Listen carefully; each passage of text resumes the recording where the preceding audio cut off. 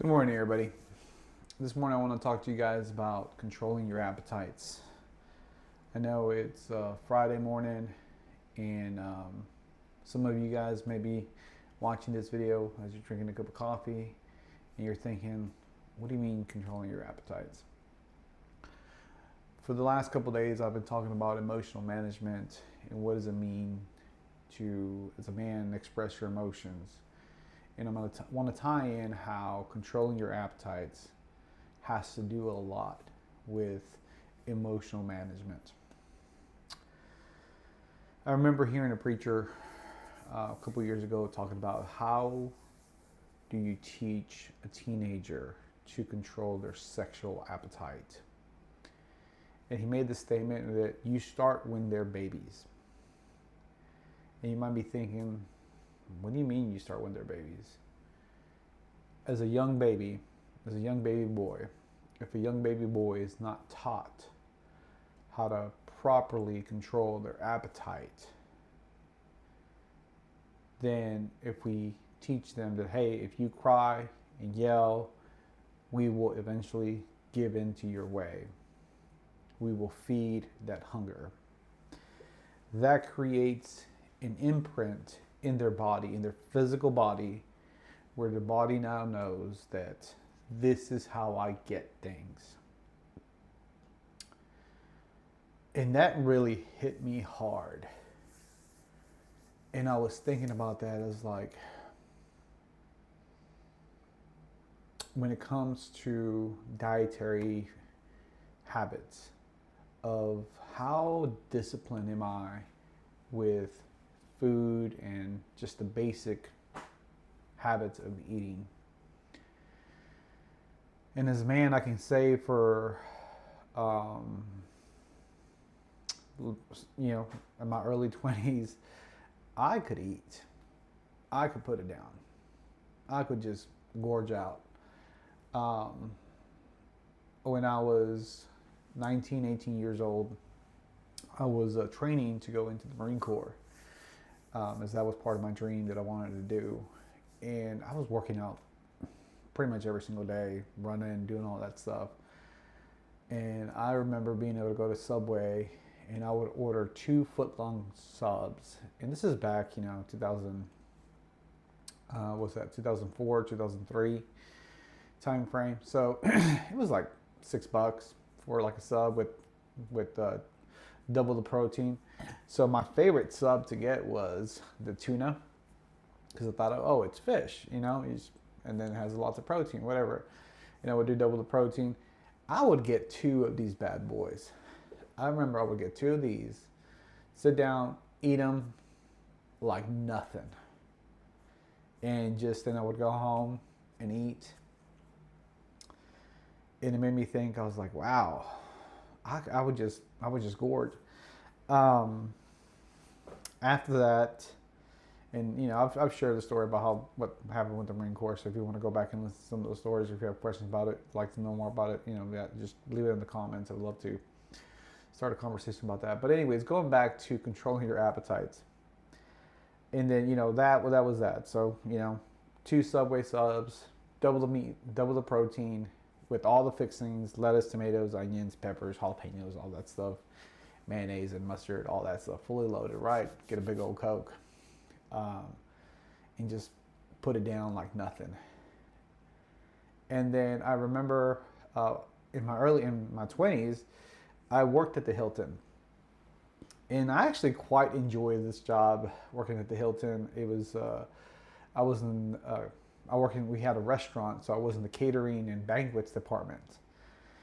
And one of my favorite things about this restaurant, or working for the Hilton, especially working for the banquets department, is that whenever we would have a large banquet, companies would come in and they're ordering like prime rib, like good food, and there'd be a bunch of leftovers, and I would be able to just take leftovers home.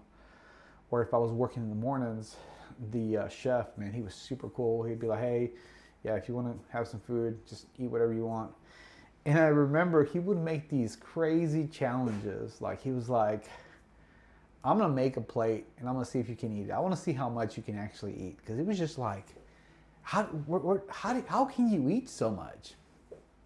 And I've never been like, I'm not a small guy, but I'm not like a big guy, obviously, right? And I think one time he made, it was like a 12 egg omelet, something crazy with like sausage, ham, like basically the whole kitchen sink. It was this big old thing, and I put it down. I felt a little bit upset after, but nothing major. And I think about that as far as how in my mind, I was not in control of my appetite. I was, just my eating habits. It's like, hey, if I can eat, I'm going to eat as much as I want. And so why am I talking about this? Because, and I've shared this, that the last few years it's been an interesting battle, but something that I've really done in the last few years is fasting. And fasting has just, in a way that I didn't think it would, it's helped me control my appetite. A couple years ago, I started off, it was just, a 1 day fast. I was able to do a 1 day fast, but like a 2 day fast, 3 day fast, they just seemed like, oh my gosh, daunting. So, I started off easy. Okay, I'm going to do a 24-hour fast. I'm going to turn it into a 48-hour fast. I'm going to do a 72-hour fast. And then it'd be like, it's going to be a 5 day fast. So the longest fast that I've done so far, it's a 21-day water fast. I did it with a group of friends, and that was extremely challenging. It's day 7. It was like, what the heck? But I remember during that time that I was doing that 21-day fast, that the Lord told me, I want you to fast food, but I also want you to fast from having sex with your spouse. And I was like, oh, okay, that's weird. And I remember telling my wife that, and I thought she was going to be like, oh, good. And she was bothered by it. She's like, what do you mean? And I'm like, yeah. I'm like, I thought you'd be happy. I thought I'd be like, hey, a break, so. And anyways, her reaction was surprising, but the results of that was quite shocking because it helped me control my physical appetite for food, but also my sexual appetite. And I remember during that time, I felt hungry.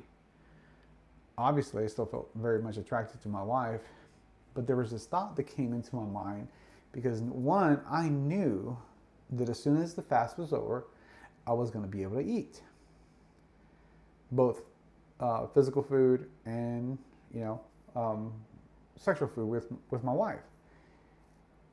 And that really changed my mindset as to how I see food, and then even the sexual appetite, controlling the emotions, that emotion, because I feel like that's something that in men we have this God-given gift, which is a sex drive, which the sex drive is what causes us to go out, face the battles, conquer the giants, slay the dragons, be the leaders in corporate America, run the business, do all these things that if you didn't have a high sex drive, you wouldn't necessarily take that risk, right? So there's almost a correlation between a high sex drive to the level of risk that a man is willing to take, right? And a well-fed man can take bigger risks, both with physical food and that sex drive. That's if that's being met. Anyways, going back to that. After that 21-day fast, coming to the realization that God has provided sustenance, meaning physical food for me. I'm going to get fed. And knowing that my spouse is willing to take care of me, and that when it comes to intimacy, knowing that those two hungers were going to be met, it would calm my mind down. It would calm me down, and knowing like, hey, this is just temporary pain. but I will get fed.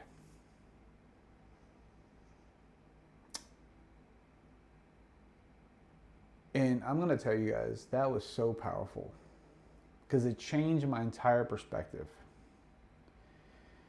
And I remember listening to that sermon by that preacher, but then going through that experience and being able to tie that fasting to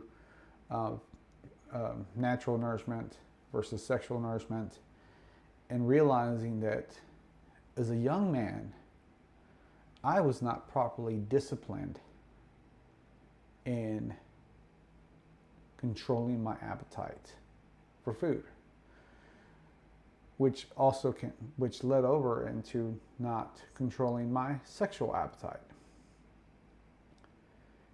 And there was such a freedom from that, because one of the biggest strongholds in my life was, how do you say it? I guess, I don't know if I can say it on YouTube, but I guess, porn addiction. That's a big thing, right? I'm sure I can say it. I don't know why. But anyways, and that set me free. That really set me free of that, to where it was no longer the temptation that it was of, like, because I felt like it was this stronghold, this something that had gripped me from inside. And I would pray for it to go away, and I would pray, and I would be like, why am I so tempted in this? What is it? But it wasn't until I incorporated fasting and I was able to gain those lessons from fasting of knowing that my hunger will be satisfied. I may be hungry today, but I am going to get fed. And it makes me think about how, as a young man, it wasn't something that was taught or really explained. I never really thought about it. From my dad, I would always see him. He's a big guy too, and man, he could eat. He could eat. Back in Mexico, where we're from, he was known that in one sitting he was able to eat 100 of the little tacos. Which, they're not that big, but most people, average person will, eats about 6, 8, but 100 in a single sitting. I was like, dang, that's a lot. I try to copy his challenge one time, and so I went to this little taco stand and down there, and the most that I was able to eat was 27. And everybody was like, oh my gosh, impressed. But I was like, dang, 100? How the heck did he do that?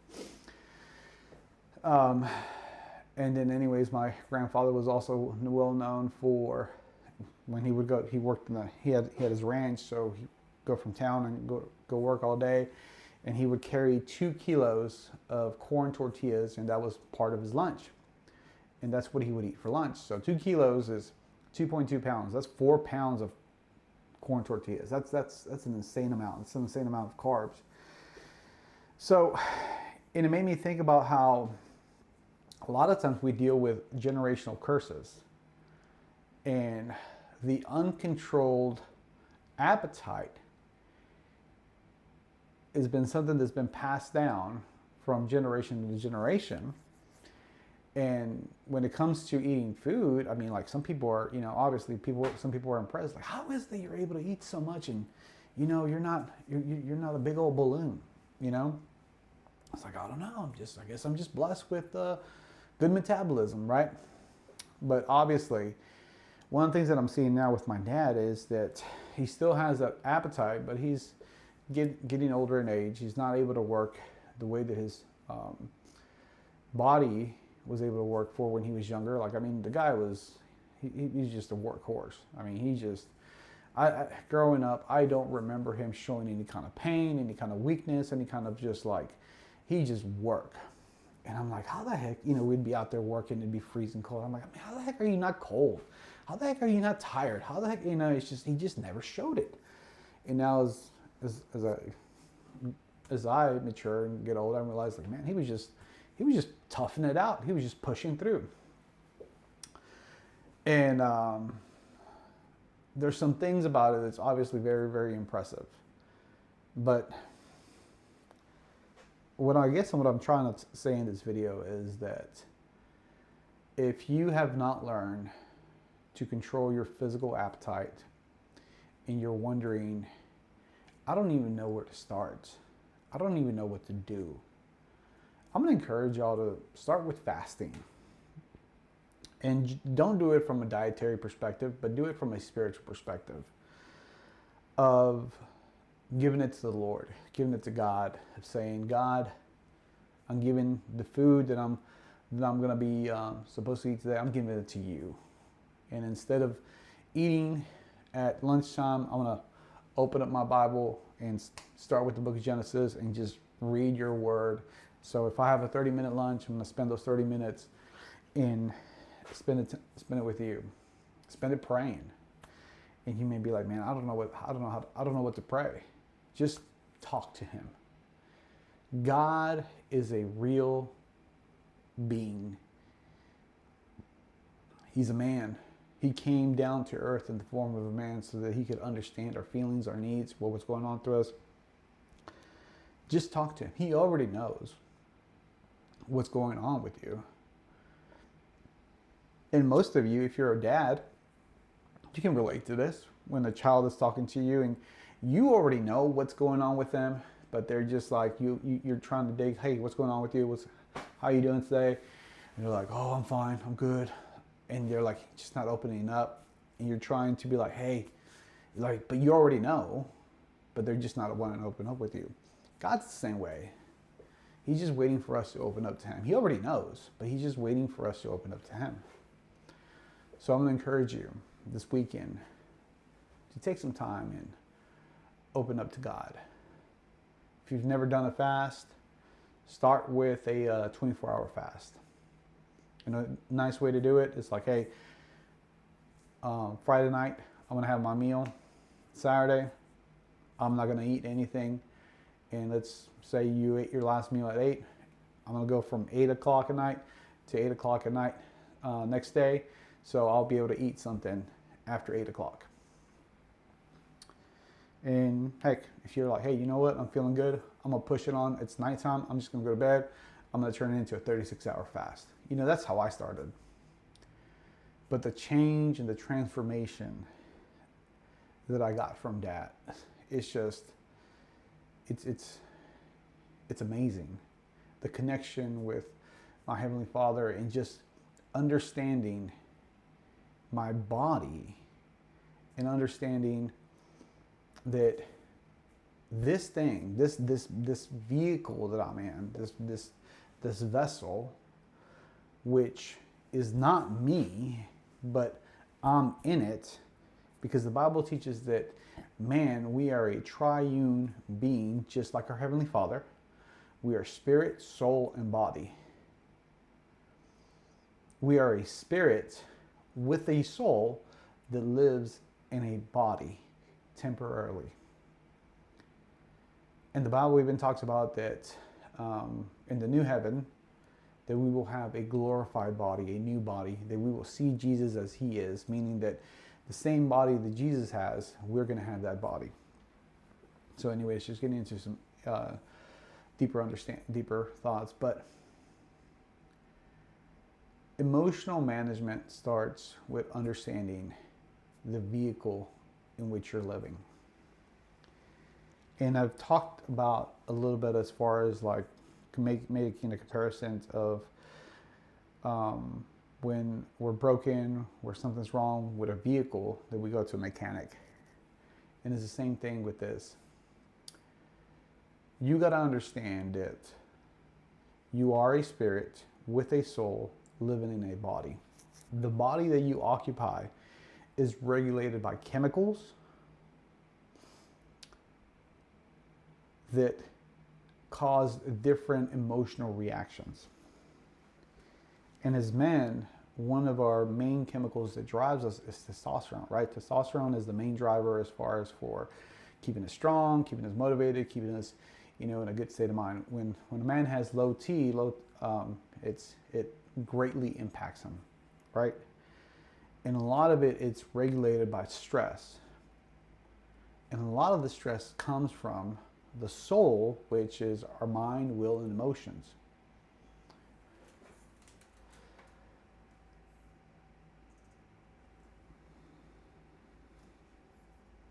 Oh no.